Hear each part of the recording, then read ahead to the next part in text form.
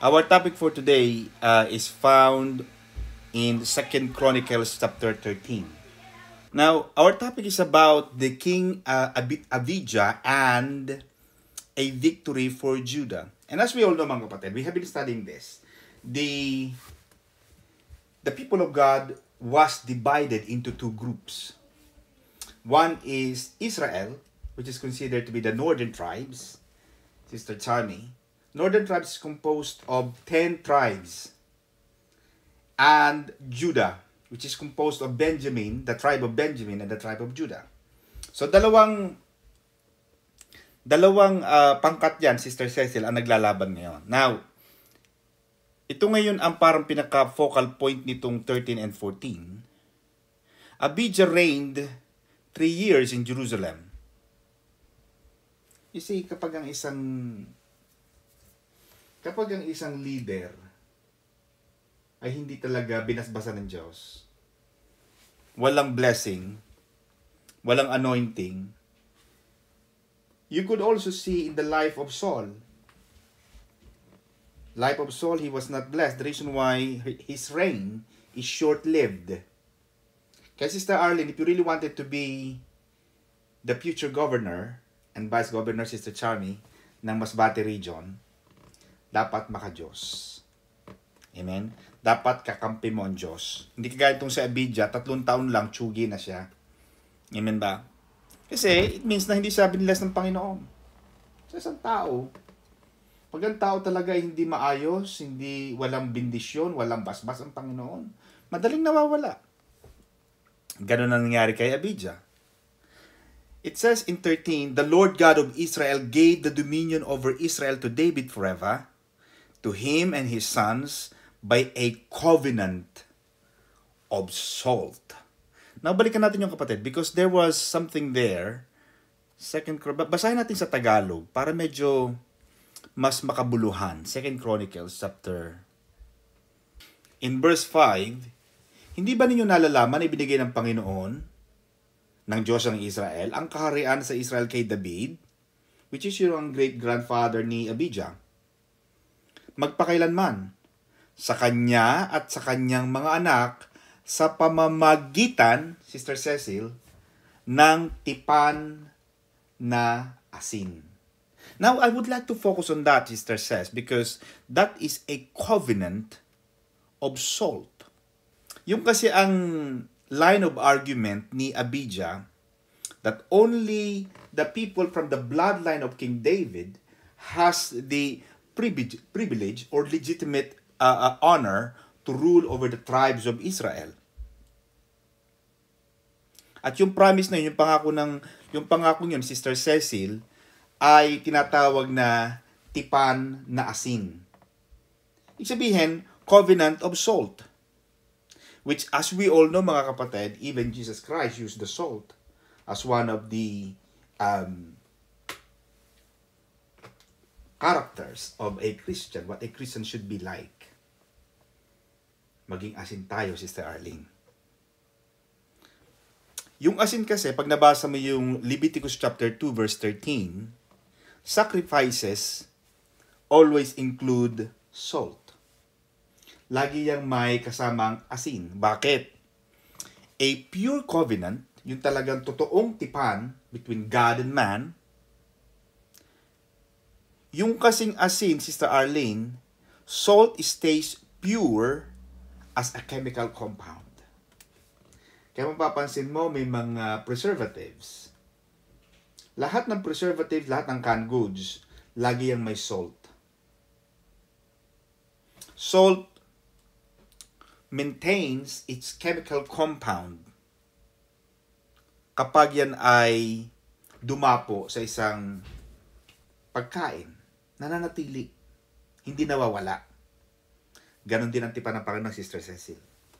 Kaya yung tipan, yung covenant, yung agreement ng Panginoon sa tao, kay David, ay sinasabing covenant of salt or tipan or pangako na nakapangako sa asin because yung the purity of the salt maintains its chemical compound.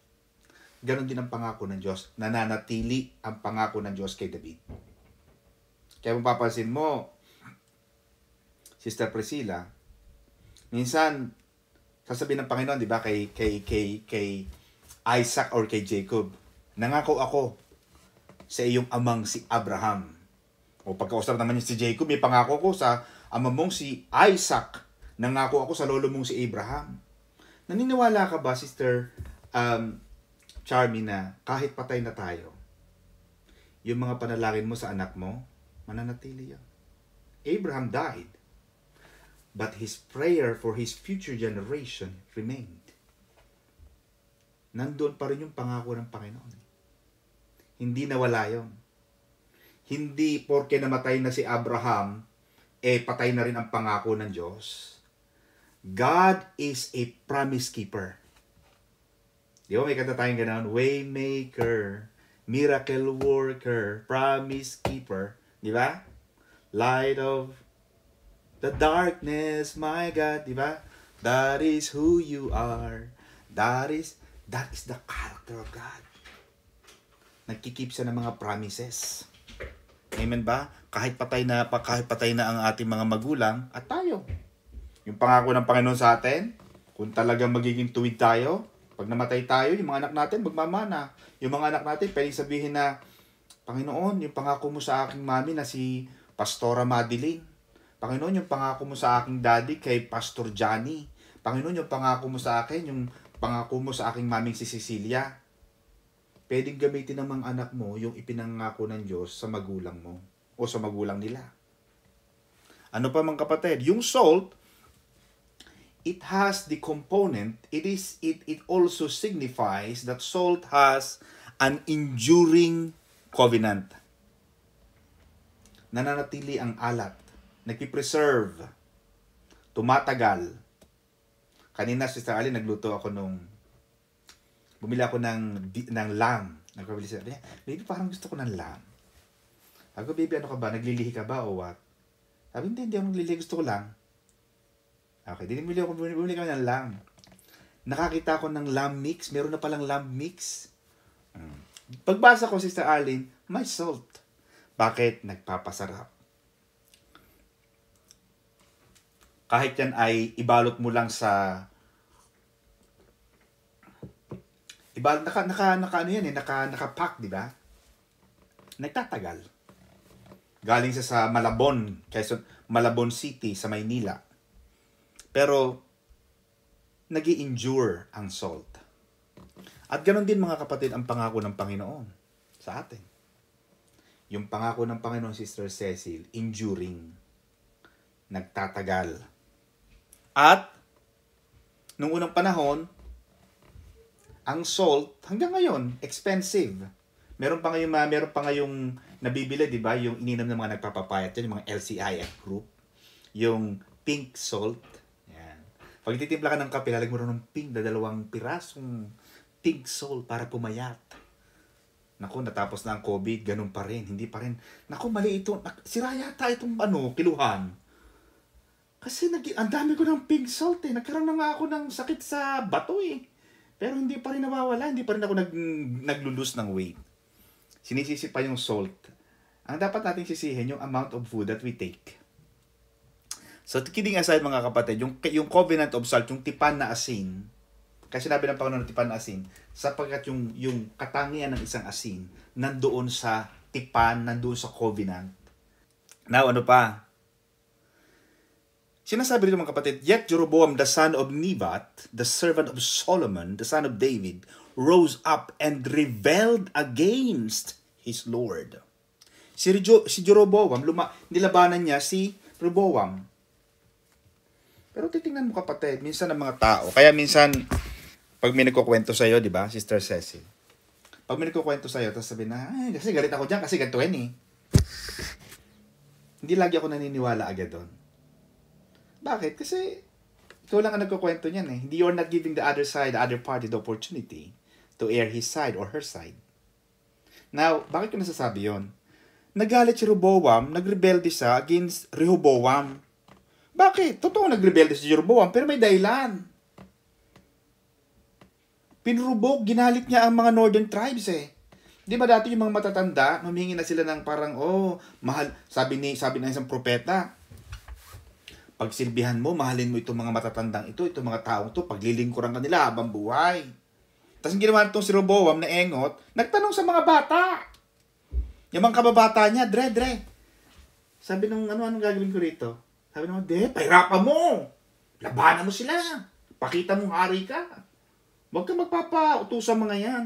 Kaya sabi ni Roboam, yung kamao ni Roboam, mas malaki pa sa bewang daw ni Solomon. Si Solomon yata mataba. So, sabihin, gustong i-assert ni Roboam yung kanyang strength at yung kanyang being brutal sa pagpapalakad ng buong kaharian. Kaya dumating ang panahon, nagrebelde ang mga tao, nagprotesta. Dapat maging mapagmahal eh. Hindi ko sinasabing, of course, ang tao lagi may hiling yan, siyempre, lagi yung minsan lalampas. Pero, pag ang iyong pagmamanage ng bayan ay patas, maayos, huwag mo nang pahirapan, huwag mo nang taasan ng buwis, ang taas-taas ng mga tax, pinahirapan niya masyadong bangka, nagrebelde na ang mga tao. Pinaprovoke ang mga tao.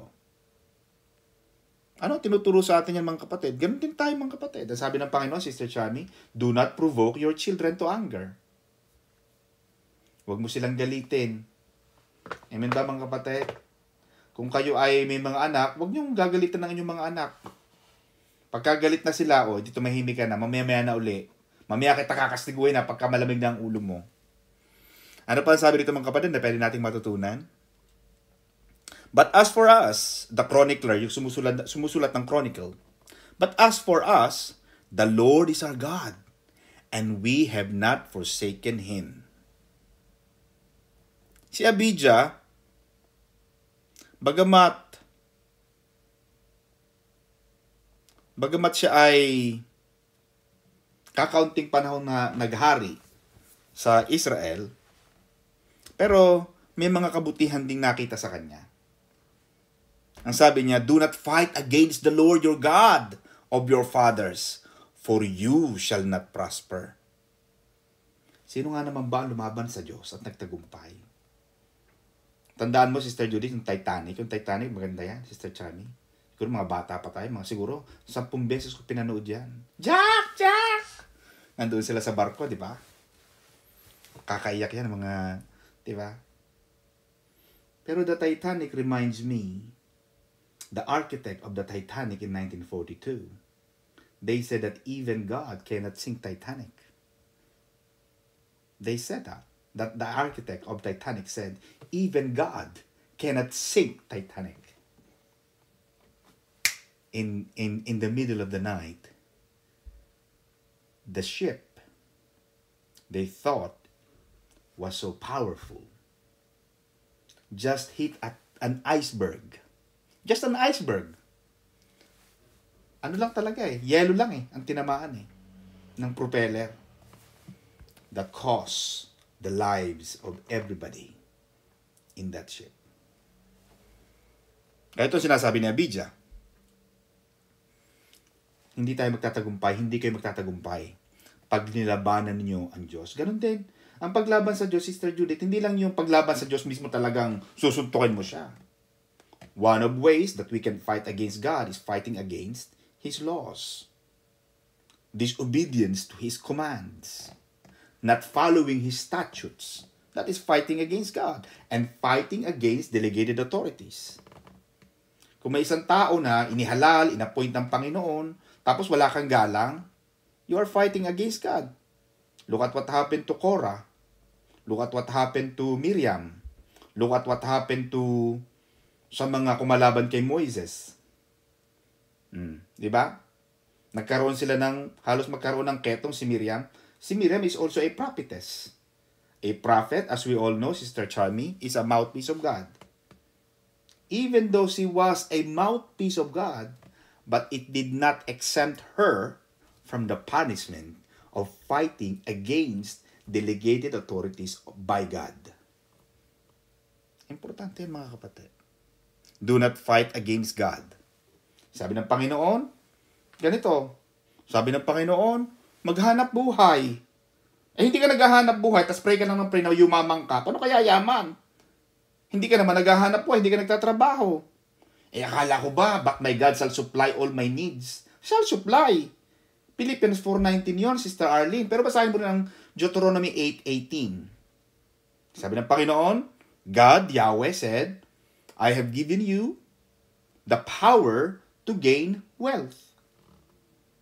Binigyan ka lang ng Panginoon ng kapangyarihan, kakayahan, karunungan upang makakuha at makagain, kumita ng kayamanan. Hindi papalagpakin ng Panginoon sa langit, Sister Cecil, ang pera. Amen ba? Kaya sa ating mga susunod na CPD, tuturo ko yan, how to interpret the Bible. Now, napasabi, ito sabi ni Pastor Johnny kanina, dumadami na yung, lumaban si Jeroboam against Abijah, King Abijah. At ang ginawa pa ni Jeroboam is a mighty man of valor. As we all know, yung kanyang CV, matipuno at magaling na mandirigma.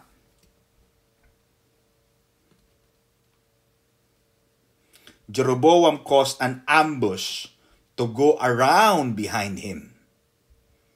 A good tacticians. The battle line was at both front and rear. You see that there will be time in our lives, Sister Arlene, that hindi natin alam kung saan tayo pupunta. Yung problema, kaliwat kanan, sabay-sabay. Parang wala ka ng lusutan. But one of the great things that King Abijah did was that they cried out to the Lord. That's the only thing. Kapag hindi mo alam ang gagawin, when you don't know what to do, call upon God. That's all. That's all we can do. Kasi nasurpresa sila Na-ambush sila ng mga kalaban.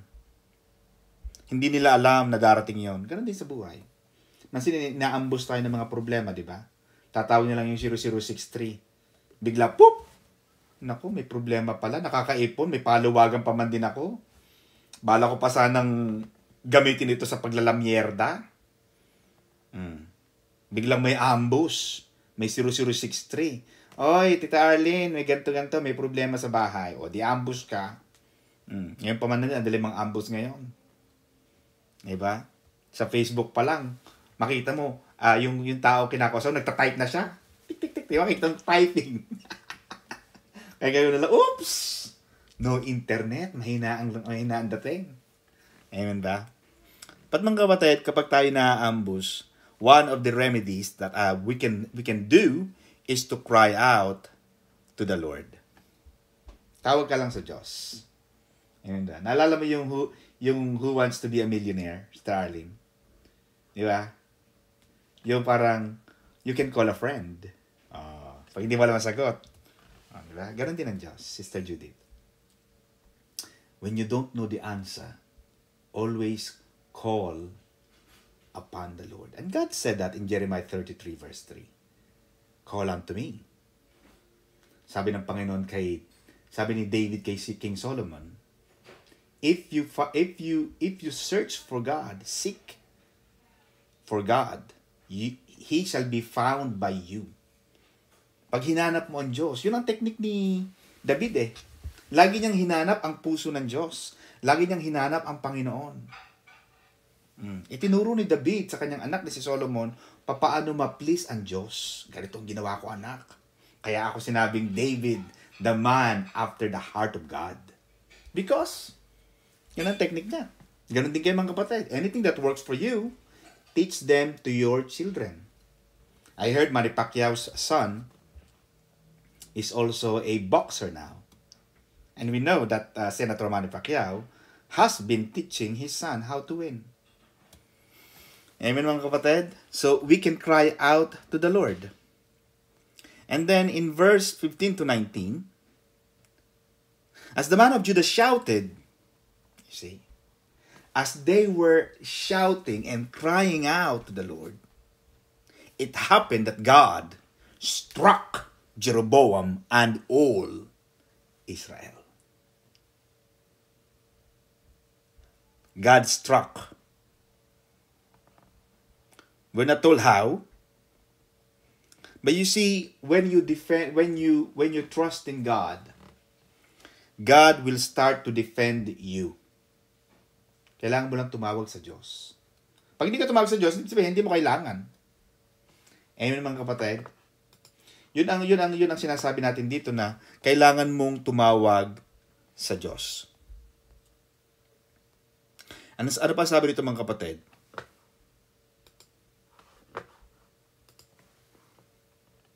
The children of Judah, which as we'll know, Judah and Benjamin, the two tribes, the children of Judah prevailed because they relied on the Lord God of their fathers. Nalala ko, Sister Judith, when I was a young boy, I had a teacher, a Sunday school teacher. Sabi ng Sunday school teacher ko, may kukwento ko sa inyo, ganito. May isang bata na nasa puno, Sister Arlene. Nagpunta sa isang gubat. Tanda ko yung kwento na yun. Umakit siya sa puno, Sister Arlene. Pag akit niya sa puno, hindi siya makababa. Because if he comes down, there was a big lion who's gonna eat him. Hindi siya makabalik paakyat because there was a big snake who will also eat him. Alam mo, this boy, what he did, he remembered the prayer of his mother. Sabi niya, Panginoon, natandaan ko po yung panalangin ng mami ko na iligtas mo daw po ako. You see? He relied on God. After his prayer, the boy's prayer, yung ahas daw, Sister Arlene, umalis. Yung lion, umalis. Yun ang nangyayari sa atin mga kapatid. We will prevail not because we are strong. Not because we are intellectual. Not because we are good. We will win in life simply because of our full dependency, full confidence in God. Maraming taong hindi magagaling pero nagtatagumpay dahil nagtitiwala sa Diyos. Ang gusto lagi ng Panginoon mga kapatid, nagtitiwala ka sa Diyos. Amen? Huwag mo sasabihin na yan ay galing sa iyong lakas. No. Lahat yan ay galing sa Diyos. Just like Judah, they prevailed. Outnumbered na nga sila eh. But they prevailed because of God. They relied on God. Panginoon, bahala ka na. Hindi ko na alam ang gagawin ko. Amen mga kapatid. Ganun din ang gawin natin. In verse 20-22, Jeroboam did not recover strength again in the days of Abijah. As strong as Jeroboam was as a high caliber warrior, but because God was fighting for and on behalf of the Judah tribe and the Benjamin tribe against the 3 northern tribes, hindi naka-recover na si Jeroboam. Wala na siyang lakas at nanatili na siyang mahina hanggang sa pinatay na siya ng Diyos. But Abijah grew mighty. Lumakas si Abijah. At accordingly, some of the biblical experts believe that pag binasa mo yung 1 Kings chapter 15, parang yung paglaki, yung grew mighty yung paglakas ni Abijah, parang negative. Minsan kasi hindi laging positive yung paglaki, yung pagsagana. Kasi minsan may sumasagana, yung mayabang. Nung walang kapera-pera, kabait-bait, pero nagkapera, matapobre, mayabang, hambog. Itong si Abijah, he grew mighty but in a negative sense, in a negative way. Ang sabi dito mga kapatid sa 1 Kings 15:3, He walked in all the sins of his father, which he had done before him. His heart was not loyal to the Lord his God. Hindi loyal sa Diyos. Maganda yung may loyalty ka sa Diyos. Amen mga kapatid? Then, meron tayong matututunan sa buhay na Abijah. Anong matututunan natin, Sister Pressy? Hindi porke nagtagumpay ka sa buhay, kasi nagtagumpay siya against Judah, against Jeroboam's 10 tribes, di ba? Pero hindi pala porke nagtagumpay ka, Sister Charmy, hindi pala ibig sabihin, yung buhay mo ay napunta sa Diyos. Hindi pala ibig sabihin na yung pagtatagumpay na yon ay para din sa ating kabutihan. Isa yon. Kasi lalaki. Lumaki ang ulo. Kaya minsan pag nananalangin ka ng kayamanan, ng blessings, you have to be careful for what you prayed for. Kasi baka gusto mo yung blessing, yung fame, yung power, pero baka naman hindi mo pala kayang dalhin. Baka pag humingi ka ng ganitong karunungan, gamitin mo ang karunungan sa kayabangan. Ito ang nangyari kay Abijah.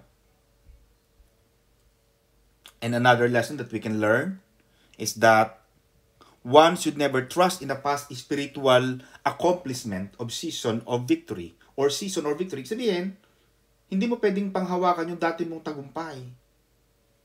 Oo, pinagtagumpay ka dati pero hindi araw-araw yan ha. You have to trust in God every day of your life. Yung success always depends on God. Kaya nga, Sister Arlene, di ba, sabi ng aking father-in-law, ay nak, ganito-ganito. Naku, gusto niya manalo siya. Sabi ko, Dad, ang may final say sa vote, sa mga pagboto ng mga tao, ang final na boto ang Diyos. Kung gusto ng Diyos na manalo ka, mananalo ka. Bagamat, kailangan mo rin gumawa ng talagang kailangan mong gawin. But the one who has the final say on everything and anything is God. Amen ba? So yun ang isang matututunan natin dito mga kapatid sa buhay na Abijah, na hindi tayo pwedeng umasa sa dating tagumpay. Nagtagumpay ka dati, pero hindi araw-araw, hindi porke nangyari na yun, lagi mangyayari yun. Kailangan uli umasa ka uli sa Diyos. Kailangan uli gumawa ka, kumilos ka, para magtagumpay ka uli. Ganun ang natutunan natin. Going to the next chapter mga kapatid, in verse 14. In 2 Chronicles chapter 14, the reign of Asa. Ito naman yung Asa. Kaya lagi may pag-asa. Buti na lang si King Asa, may aasahan tayo. Kaya dapat ang katangian mo para kang si Asa. Pero hindi ka naman laging mapalaasa ha. Huwag ka magbibigay ng pag-asa sa mga taong wala naman palang pag-asa. Ito ang karakter ni Asa. The blessedness of the reign of King Asa. So namatay si Abijah at siya ay inilibing at yung kanyang anak na si Asa ay naghari. The great-grandson of Solomon took the throne of Judah. Yan. Again, makita natin, Sister Arlene, yung bloodline, yung dynasty, ng Davidic dynasty, is continuing doon sa lipi. Ngayon naman ay si Asa na ang naghahari. But Asa, in contradiction to what his predecessors did, the Bible tells us, the chronicler, the writer of the chronicle said, Asa did what was good and right in the eyes of the Lord. Yan. Ginawa niya ang maganda, good, at tama. Maganda na, tama pa. Diba? Hindi lang yung tama, pero hindi naman maganda. Meron naman maganda, pero hindi naman tama. Ang ginawa ni Asa, two things. He did what was good and what was right in the eyes of God. Inalis niya, he removed the altars of the foreign gods and the high places. Yung sinasabi ni Sister Mariby kanina. Nagkaroon siya ng reformation, ng reformatory approach. How to lead the people of God into loving God. In 1 Kings 15:12 says, He vanished the perverted persons from the land.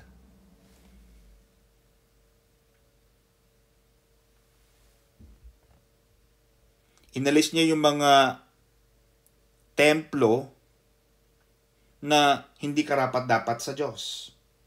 He removed, in 1 Kings 15:13, He removed Maacah, his grandmother, from being queen mother because he had made an obscene image of Asherah. Kahit yung kanyang lola na si Maacah, inalis niya. Wala siyang pakialam. Kahit pa kamag-anak kita at pamilya kita, pero kung kalabang ka ng Diyos, tanggal ka sa akin. Tama yung kanta natin, Sister Preso, ng mga bata pa tayo eh. Sa'yo ang mundo, akin si Kristo. Sa'yo ang mundo, akin si Kristo. Diba? Sa'yo ang mundo, akin si Kristo. No turning back. No turning back. Sabihin, basta kakampi ko ang Diyos, pero ito, grabe, brutal.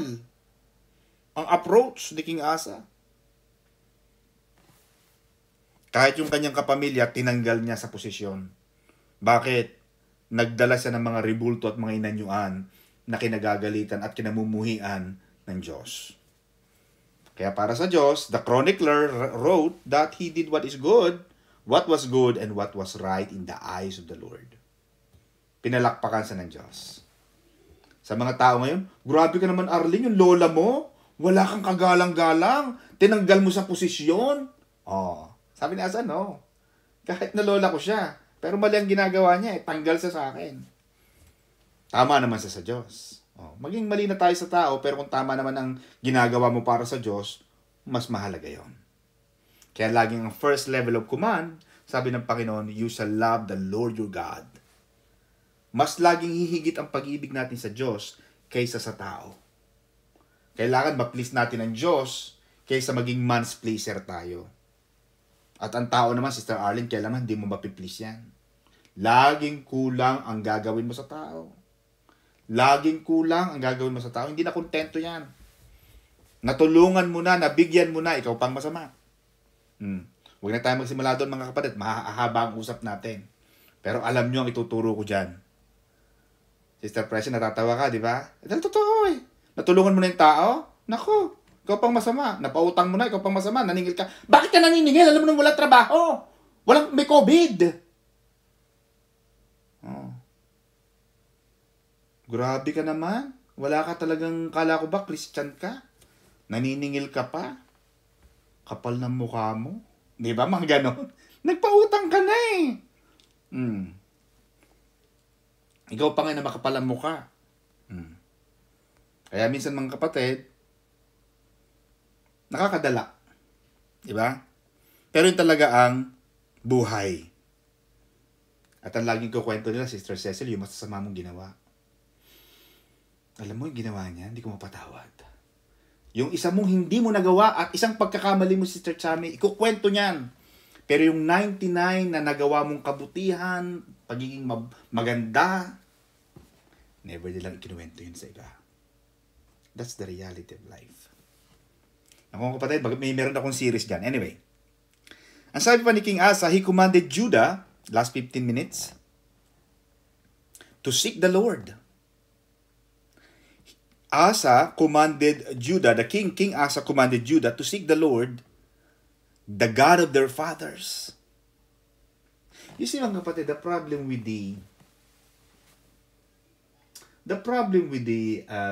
yung mga leaders, including pastors, like yung sinasabi yan, ang trabaho, Sister Judith, ng mga pastor, magturo lang. Hindi namin pwede kayong pwersahin. Walang sapilitan dito. Amen ba? Walang sapilitan. Kung ayaw mo umaten, di ba? Kung gusto mo, umaten ka. Walang sapilitan. Hindi ako naniniwala sa sapilitan. Ang iba kasi may ano pa pag-anib. Kailangan mong umanib sa amin. Pag ikaw yung umanib sa aming iglesia, makakarating ka ng langit. May license dito. Meron kami bibigay na ID. Dati may ganun pa yung mga ID pa. Kala nila pag may ID, hindi huli ng pulis. Anong kala mo sa mga pulis dito, tanga? Ay, may ID, huwag natin hulihin, may ID. Yung mga ID pwedeng pikiin. Kahit may ID ka. May mga charges na gano'n eh. Pang ID. Para daw hindi ka masampo, TNT ka, bibigyan ka ng ID. Anong kala mo rito? May batas ba na? Pag may ID ka, hindi ka pwedeng hulihin. Walang gano'n. At mas nakakatakot nga, dahil kilala ka. Arlene Mijares Lusong. Di ba? Pwede mong ibahin sana. Kung ikaw ay masamang tao, pwede mong ibahin na, ako si Vilma Santos Nurao de Honor II. O di hindi ka kilala. Ililista ng pulis, Vilma Santos ka. O, ay di mahihirapan sila. Hindi ka nila Kasi may 24 hours lang yan at the time of the arrest. Pag dinala ka sa presinto, 24 hours lang ang holding period sa custody.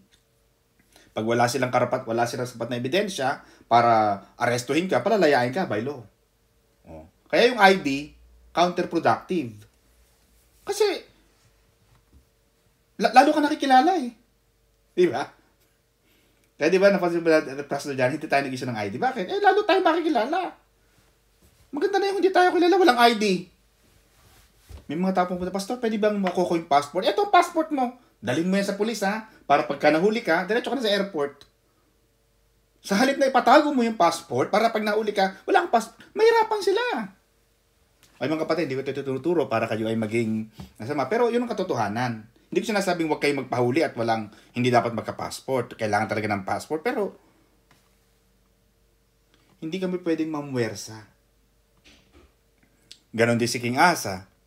Hindi sa pwedeng mamwersa, mamilit, na hanapin nila at sundin nila ang Diyos. Pwede lang siyang mag-utos. Pwede lang siya magpakita ng example in His own way of doing things in loving and worshiping God. Ganito ako. Pagsamba ko sa Diyos, kung gusto niyo sumunod sa akin, ganito ako. Ganito ko minamahal ang Diyos ko. Gusto niyo ba itong ginagawa ko? Bayan? O sige, sumunod kayo sa akin. Magkaroon tayo ng Sunday fellowship. Pero He commanded Judah to seek God. Seek ye first the kingdom of God. And all His righteousness and all good things, all those things shall be added unto you. Pag hinanap mo ang Diyos, edi, idadagdag sa iyo ng Diyos ang lahat ng iyong mga pangailangan. Tinanggal niya mga high places para sa mga Diyos-Diyosan. Kasi mga Diyos-Diyosan noon, kahit naman ngayon, di ba, lagi nasa pedestal. Wala ka namang makita, Sister Chami, mga Diyos-Diyosan na nasa ilalim ng lamesa. Lagi yung nasa taas para kitang-kita ng tao. Di ba? May mga figurin pa, may mga salasalamin. Pero alam mo, pinagbabawal ng Diyos. Tinanggal, sinira, winasak ni Haring Asa ang mga yoon. And the kingdom was quiet under him because the Lord had given him rest. Bro mo yun? Yung palang kapahingahan, Diyos din ang nagbibigay. Pagka pala masunurin ka sa Diyos, hindi may kapahingahan ka, at totoo naman yun. Pagka masunurin ka sa Diyos, sumusunod ka sa batas ng Diyos, wala kang kaaway. Pag wala kang kaaway, di tahimik ang buhay. Diba, Sister Pressy? Ang tao naman, minsan tayo na gumagawa ng dahilan kaya marami tayong kaaway. Gumagawa ka ng usap, gumagawa ka ng kwento, gumagawa ka ng chismis. Nangangako ka ng mga bagay na hindi mo naman kayang gawin, nagkakaroon ka ng maraming kaaway. Pero sa panahon sa panahon ni Haring Asa, naging tahimik ang buong kaharian sapagkat binigay siya ng kapahingahan ng Diyos. At ito pa maganda, Sister Arlene. 1 Kings 15:14 tells us that Asa's heart, yung puso ni King Asa, was loyal to the Lord all the days of his life. Ang sarap. Ang sarap na maging tapat sa Diyos all the days of our life. I love Mom. Hindi ko alam kung nandito si Mom, pero Mom and Dad were really example of this. Grabe.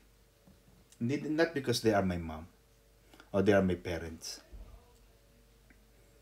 but they are very loyal. Loyal sa Diyos. Alam mo, Sister Arlie, minsan nagaling si Pastora sa Amerika. Ito, isang example lang to, ha. Ganito katindi si Pastora. Tapos sabihin ko, galing siya ng Amerika. Ay, Israel yata yun. Pagdating sa Batangas, Sister Arlie, nakalimutan niya yung Bible niya. Sa eroplano. Eh, nung panahon yun, Pastor Johnny, ang Batangas to Manila, tumatakbo yan ng mga 4 to 5 hours. Yung papunta, 5 hours na yun, 4 to 5 hours. Pabalik, di balik 10 hours. Alam mo, pagdating niya sa bahay, nakalimutan niya ang Bible? Hindi. Bumalik ka sa Philippine Airlines, pinabalik niya yung driver. Bumalik ka sa... Pagod na pagod yun, ha? Kasama si Bishop. Daddy, hindi ako matutulog hanggat hindi ko dala ang Bible ko. Kailangan bumalik kayo ngayon at puntahan nyo ang Philippine Airlines. Bumalik sila ng Philippine Airlines, alauna ng madaling araw. Hinaghintay sila hanggang magbukas ang Philippine Airlines ang alas 8, alas 9 ng... Ganong katindi, mga kapatid. Ganong katindi. Ganong katindi. Sabi ko, ma'am, marami namang Bible dito. Ano bang translation ang kailangan mo? Eh, hindi, anak. Hindi.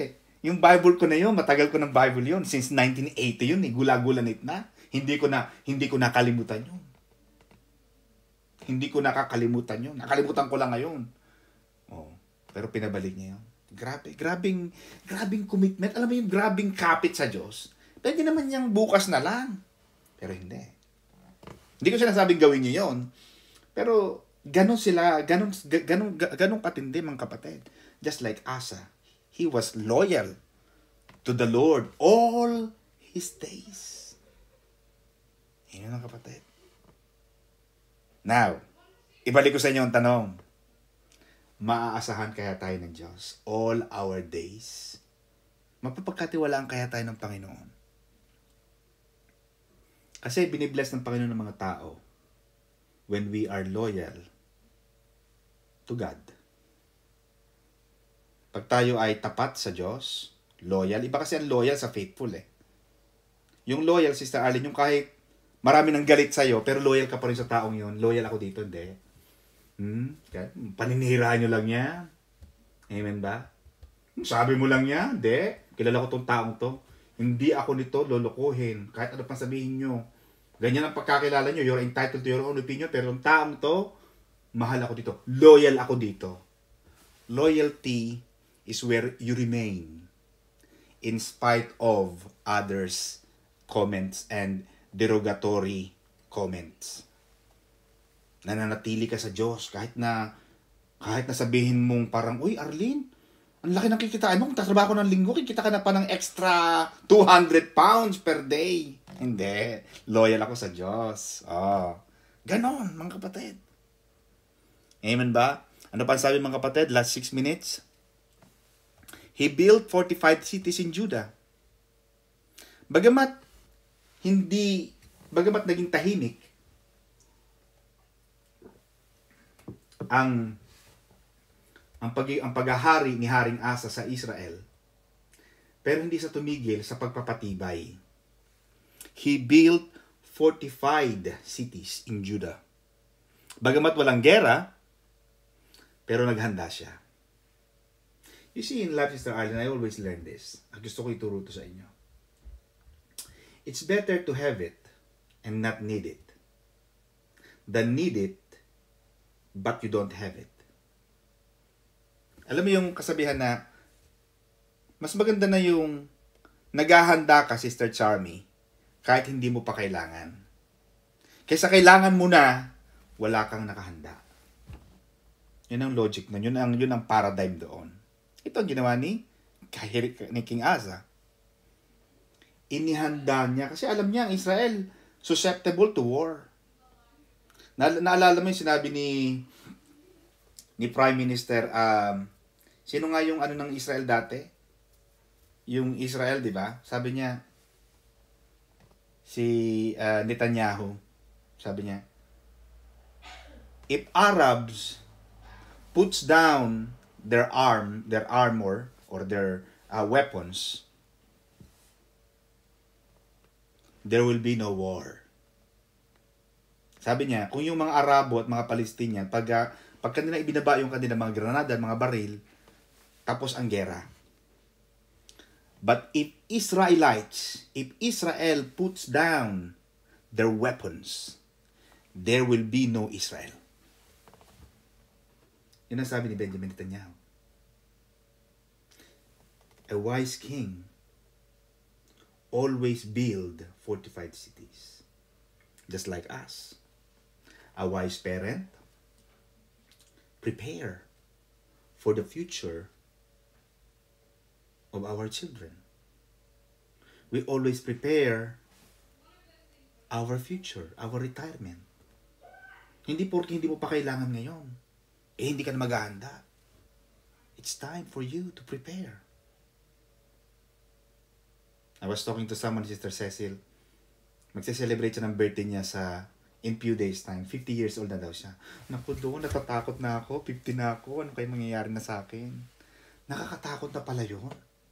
Dumarating pala yun, mga kapatid. Pag dumarating na yung 50, tapos si 60, si 70, malapit na yung mga tata na yan eh. Mga 10. Nakakatakot na pala yan, Sister Arlene. Oo, kaya, tayo rin, ganun din tayo. Itong mga salitang ito, maaaring literal, but you can take it in a spiritual or another universal application. Bagamat hindi mo pa kailangan, pero maghanda ka. Mag-ipon. Magtanim. Maghanap ng paraan para mabuhay.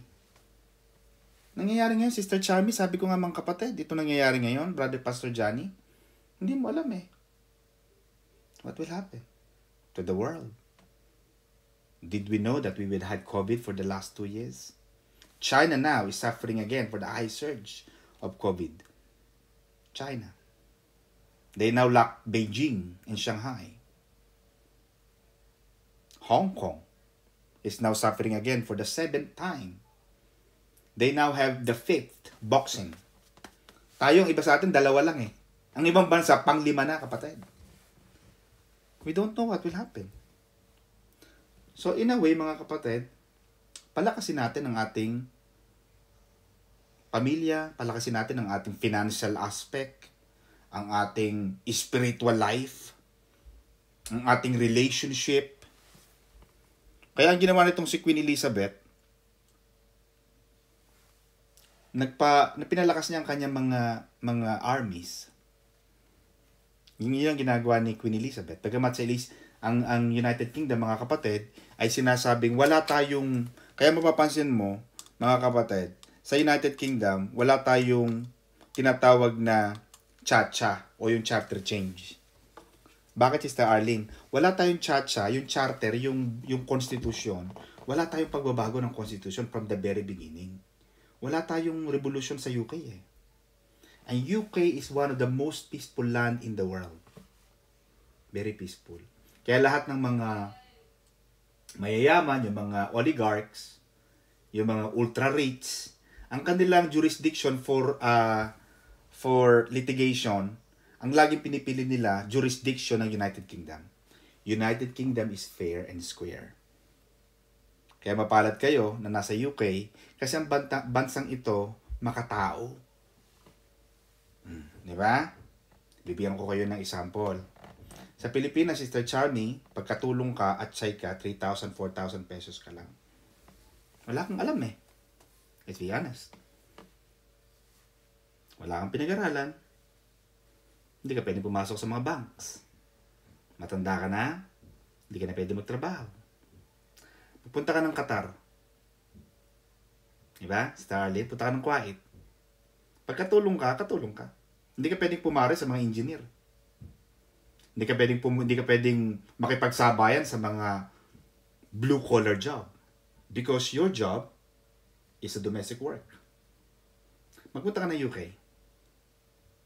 Sister Charmy, weekly na ako! Ang kanyang patotoo, weekly na siya.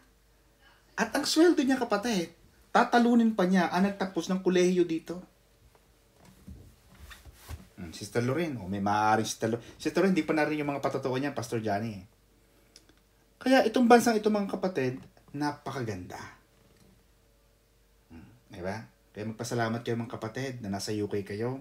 Kaya pag may nagtanong sa inyo, kumusta ka na dyan, Judith? Eto, payaman ng payaman. Oh, kasi maganda, Pastor Johnny, ang tayo natin. Kahit wala tayong papel, sasabihin na natin walang papel, pero itong bansang ito, mga kapatid, ay patas. Binibigyan ng halaga at pagpapahalaga ang tao. Tao ka eh. Minsan nga nakakulong na, napapalabas pa. Subukan mong makulong ka sa Kuwait. Subukan mong makulong ka sa Saudi. Tingnan ko lang kung makalabas ka pa. Wala. Sa Middle East, kapatid, huwag naman magagalit si Pastora Madeline. Ang kasabihan, because I have many colleagues in the Middle East. Sa Middle East, human right is not heard. Human right, what's that? Diba? Sa UK, lagi may human right. May karapatang pantao. Diba? Kaya pasalamat kayo, mga kapatid, nasa UK kayo. Now, mga kapatid, konti na lang. Nagpagawa ng maraming fortified city si King Asa. Pinatibay niya ang Judah. Ganon din ang bansa. Kaya ang Pilipinas, hindi tayo, nawala kasi ang ROTC sa atin yung CAT. Dati kasi pag linggo, di ba, meron tayong ROTC. Reserve Officers Training Cadet. Kaliwa ka na. Because that is a preparatory if ever there will be an invasion of a foreign country or foreign attacks of the foreign enemy. Kaya tayo may ganon. Inihanda ni Asa.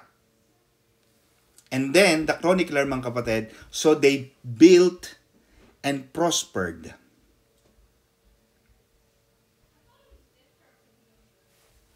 They built and prospered. King Asa said to Judah, let us build these cities and make walls around them and towers, gates, and bars, while the land is yet before us. Yun ang sinasabi ko na habang kayo ay malakas pang kumita, dito na kayo magtanim. Malakas kang kumita ngayon eh. Ito yung sinasabi ni King Asa, mga kapatid, na if you're gonna apply and use these words and verses into the application in your personal life, in your personal living, ito ang sinasabi niya eh. While we still have the land, while we have the land before us, magtayo na tayo ng mga towers, ng mga gates, ng mga walls, ng mga cities. Habang meron tayo nun. Ganon din tayo, mga kapatid. Pagkakasweldo nyo, maglaan kayo, of course, sa Panginoon, yung 10% natin offering. Pero isang naituturo ko yan, Sister Charmy, sa aking mga estudyante nun sa Letran. Always pay yourself. Huwag mong ubusan, huwag mong i-deprive ang sarili mo. Because when you don't pay yourself, you're depriving yourself of a wage or salary na para sa'yo. Dapat meron kang separate account. Ito ang pay ko sa sarili ko. Palakasin mo yan. Magtanim. Mag-invest. Amen ba? Maghanap ng mutual funds. Magtanim ng kung saan investment na maganda. Lupa, maganda yan. Real estate, maganda yan. Huwag ka nang bumili ng mga, huwag ka man nang bibili ng mga, anong uso ngayon sa Arlene? Yung siomay, nako. Nakakatakot yan. Maganda lang yung mga ini-endorso ng mga artista. Kumukuha ng artista para malakas kuno. Marami ng mga OFW, mga walang alam. Ay, ito, ini-endorse ni ganon. Pwedeng kumita, pwedeng hindi. Pero maraming sabi hindi. Diba? Habang meron. Kaya ako, pagkakasweldo ko, meron akong binabayaran ko ang sarili ko. I invest kagad. Nasa Panginoon, then the rest, meron akong pinagtataniman. Because sabi ko kay Sister May, pagtanda natin, hindi mo alam ang takbo ng buhay eh. Sa takbong ito, Sister Cecil, you don't know what will happen. Maganda na yung meron kang fallback. Because you don't know what the future holds. Yes, alam natin hawak ng Panginoon yon. Pero sabi ng Panginoon, binigyan kita ng kapangyarihang kumita. Yung pagkita mo na yun, kitain mo yun, itanim mo yun. Pag binasa mo ang Proverbs 31 woman, mga kapatid, Pastor Johnny, lalampas ako. I still have 11 minutes. Pero tatapusin ko ito. Yung Proverbs 31 woman, mga kapatid, Talagang bumibili siya ng lupa at iniisip niya, paano ko kikita rito? Isa sa magandang investment, mga kapatid, ang lupa at bahay. Sister Cecil, lupa at bahay na pwede mong, especially if you're gonna be buying in the United Kingdom. Ang mahirap kasi nakikita ko sa Pilipinas, mga kapatid, ngayon na nakikita ko, mahirap tumaas ang bahay. I'm talking about now, right now. Kasi masyado nang saturated. Marami ng condominiums na minsan empty na. Maliban na lang kung yung condo mo nasa strategic area. Dapat bibili ka dyan nasa Ayala Triangle. Huwag kang bibili ng condo sa Alabang Gilid. Diba? Pag sinabing Ayala Triangle, Sister Arlene, Ayala Triangle, sa Triangle, Ayala, Buendia, Makati. Sa Makati na yun. Doon ka lang. At minsan kahit na nasa Ayala Triangle ka, minsan mawala pa rin. Kagandahan ng UK, mga kapatid, na nakikita ko. Dito, pag bumili ka ng property, alam mo agad ang pagtaas. Never na bumaba. To the entire history of the property market ng United Kingdom. Pag nakabili ka, tumataas ka agad. Ang kapatid, technique yan. Yan ay hindi nyo nakukuha sa mga ibang pastor. Kasi ang ibang pastor hindi nagtuturo niyan dahil sila hindi nila alam ituro. Dahil sila pastor, hindi naman nila alam kung paano mag-invest. Pero sa pastor doon, mga kapatid, across the board. So they built and prospered. Nagtayo sila. Para gumanda ang buhay, Sister Arlene, malaking pagkita, mag-ipon. Kasi hindi lagi malaki ang kita. Yung mga carer, pag namatay ang inaalagaan mo, patay na rin ang trabaho. Kasamang namatay, nang yumao ang trabaho mo. Kaya Sister Charmy, Panginoon, sana pahabain ang buhay ng inaalagaan ko kasi pinagkakakitaan ko ito, Panginoon. Paano na? Paano ng aking pamilya pag namatay itong inaalagaan ko, patay na rin ang trabaho ko? Diba? Let's be honest. Sister Arlene, Lord, sana wag mo nang umalis. Sana dito yung employer ko habang malaki-laki ang kita. Di ba? Ganon. Pero paano nga kung ganon? Nawala, umalis, natsugi tayo. Hindi meron kang naipon. Di ba? Yun ang ginawa ng mga taga-Juda. Habang meron silang pagkakataon, sabi ni King Asa, habang meron pa tayong land, let us build cities, let us build walls, gates, towers. Kasi laging darating ang paghihirap. Kaya yung hula ni Joseph sa Paraon, sa Pharaoh, 7 years of plenty and 7 years of famine, that's life. Prosperity comes first before famine. Doon sa prosperity period na yon, kaya naging think tank siya ng Egypt Naging second in command siya. Sabi ng Paraon, sino ang mas pinakamatalinong taong parang gumawa ng ganito? Naisip ni Joseph, mahal na hari. Habang ano po tayo, nasa prosperity period na 7 years. Kasi 7 baka, di ba, na matataba? At 7 bakang payat. Yung 7 bakang matataba, 7 years of plenty. Sabi ni Joseph, mahal na hari, magpapatayo tayo ng mga warehouse, ng mga bodega, para yung mga trigo natin, yung mga surplus, itago natin ng itago. And then after 7 years, Sister Charmy, nagkaroon ng tagutom. Lahat walang nakaipon. Nagpuntahan sila ngayon sa Egypt. Kaya yung journey, di ba si Jacob tsaka yung 11 brothers, nagpunta sila sa Egypt. Yun That's life. Ganon din tayo, mga kapatid. Ito, Sister Cecil, we are in the 7 years of plenty. But life is not always gonna be like this. Mag-ipon habang bata. Mag-ipon hanggang kayang magtrabaho. Hindi yung walang ginawa, kundi bill mo ko nito, bill mo ko niya. Yung mga bag, benta nyo na yan. Maging parang kayo, Mariel Padilla, mag-live selling kayo. Amen ba? Mag-carbot. Ibenta nyo na yung mga kasi minsan wala namang napupuntahan. Yung mga damit na hindi nyo nasusuot na 6 months, ibenta nyo na. Hindi yung dami-dami yung damit, hindi na nga mabuksan ng aparador nyo. Sa kadamihan ng damit, sabi niya, Pastor, wala akong damit. Ang damit mo, suksiksi ka na. Hindi na nga magkasa yung mga hanger. Then mga kapatid, after that, dumating ang mga Ethiopians, which seems to be stronger and mightier than the people of Judah. Life, poverty, trouble comes. It always does. Kala mo, sabi ko nga Sister Arlene, walang pinipili ang problema eh. Naalala mo, Pastor Johnny, yung kwento na yung dalawang lalaki nagtayo ng bahay. One built his house under a rock or on a rock, and one built his house on a sand. Diba? Pareho sila nagtayo ng bahay, Sister Arlene. The storm came, the wind blew, the flood came. Yung storm na yun, Sister Charmy, storm came from above. It means that God Himself can test you. That's the storm. The flood came from the earth. It means that life can test you or us. Hinampas, parehong hinampas, yung bahay, ang isa nabuwal kasi nakatanim, nakatayo sa buhanginan. Sabihin, weak ang foundation.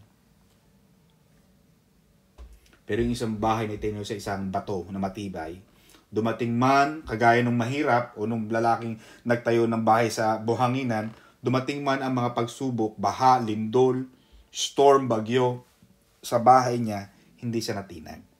Bakit? The lesson learned, Sister Charmy, life will come to be tested. Life will be tested. Like faith. Our faith is tested. Faith which is untested. Faith which is untested cannot be trusted. Yung isang pananampalatayang kiniklaim mong pananampalataya mo na hindi siya tested, hindi mo pwedeng pagkatiwalaan yan. Kasi hindi pa siya dumaan sa test eh. Like this, to conclude, dumating yung mga Ethiopians. Then Zerah, the Ethiopian, came out against them, the Judah, with an army of 1,000,000 men. Could you imagine? And 300 chariots. And he came to Maresha. So Asa went out against him. They set the troops in battle array in the valley of Sipata of Marisa. And Asa cried out to the Lord his God and said, Lord, it is nothing for you to help, whether with many or with those who have no power. Kasi Diyos, Sister Arlene, pag tumulong ang Panginoon, kahit gano'ng kadami ang kalaban, no match yan sa Lord. Greater is He that is in you than he that is in the world. Greater is He that is in me. Greater is He that is in me. Greater is He that is in me than he that is in the world. Kakantahin mo palagi yon. Pag natatakot ka, yung malalaking problema, always sing that greater is He that is in you. Kaya sabi ni Asa, Lord, it is nothing for you to help, whether with many or with those who have no power. Help us, O Lord our God, for we rest on you. We trust in you. And in your name, we will go against this multitude. O Lord, you are our God. Do not let man prevail against you. What a prayer. What a prayer of trust and full confidence in God. Sabi niya, Panginoon, ang laki ng kalaban ko. Kukunti ang aking mga tauhan. In 2 Chronicles 14 verse 8, Judah had 580,000 men. Ethiopians had double. They had 1,000,000 soldiers and 300 chariots. So no match. Pero walang ginawa si Asa because he knows that God's power was not limited simply because Judah's army was smaller than that of the Ethiopians. Kahit kokonti yan, Sister Arlene. But again, if whatever is lacking from your hand and you entrust that to the hands of Jesus, the creator of the universe, He is able to multiply. The God that we serve is good in multiplication. The God that we serve is good in making so much out of nothing, out of something. God can create anything. Grabe ang galing ng Panginoon. Asa cried out to the Lord. Naunawaan niya, alam niya yung power ng Panginoon. He recognized that the battle belongs to the Lord. Ngayon mga kapatid, the battle belongs to the Lord, Sister Arlene. Yung pakikipaglaban natin sa buhay, sa Panginoon mo ibigay. Yan ang sabi ni Pastor Johnny kanina, but the victory is yours. Pag nanalo na, bibigay na sa Panginoon, ito na. Panalo ka na. Ito na. Panalo ka na. Wala ka nang gagawin. Ako na nakipaglaban sa'yo. Ganun kabuti ang Diyos. Kaya mga kapatid, ang tinuturo ng ating topic ngayon, trust in the Lord. Do not trust in your own strength. Huwag kang magtiwala sa sarili mong lakas. Lagi mo dapat kasama ang Diyos sa iyong mga laban, sa iyong mga pupuntahan, sa iyong mga desisyones.